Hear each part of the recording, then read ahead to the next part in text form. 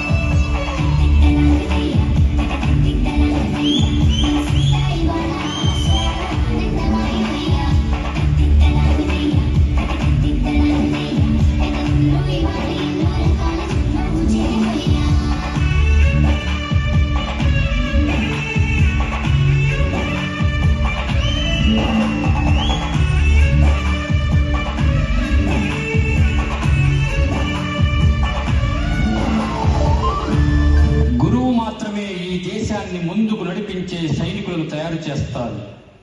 ఇది అక్షరాల సత్యం.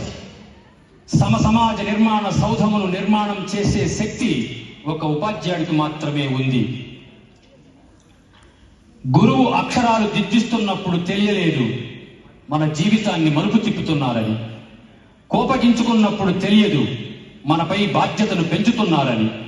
చేతి మీద కొట్టినప్పుడు తెలియదు మన చేతికి పదును పెడుతున్నారని. ప్రశ్నలు అడిగినప్పుడు తెలియదు ప్రపంచాన్ని పరిచయం చేస్తున్నారని. పరీక్ష పెడుతున్నప్పుడు తెలియలేదు మన ఆత్మవిశ్వాసాన్ని పరీక్షిస్తున్నారని. మార్కులేస్తున్నప్పుడు తెలియలేదు మనలో సామర్థ్యాన్ని నింపుతున్నారని. ఈ క్షణం తెలుస్తుంది మనలో ఒక సువిశాల ప్రపంచాన్ని సృష్టిస్తున్నారని, మనలను ఒక మహాశక్తిగా మలిచారని. కాలం వెనక్కి వెళితే మీతో మళ్ళీ దెబ్బలు తింటాం, మీ అనురాగానికి పాత్రులమవుతాం. ఓ మహామహోపాధ్యాయ, మీకివే మా వందనాలు.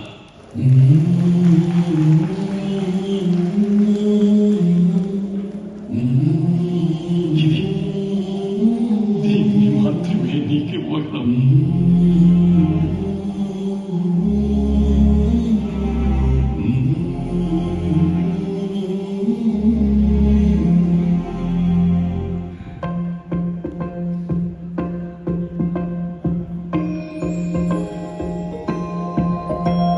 ఇదే కదా నీ కథ, ముగింపులేనిదై సదా సాగదా. ఇదే కదా నీ కథ, ముగింపులేనిదై సదా సాగదా. నీ కంటి రెప్పలంచున మనస్సు నిండి పొంగిన ఓ నీటి బిందువే కదా నువ్వు వెతుకుతున్న సంపద.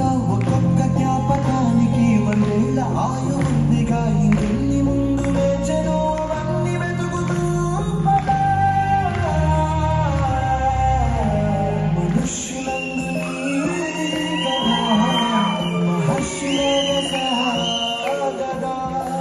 మనుష్యులందు నీ కథ మహర్షులాగా సాగదా.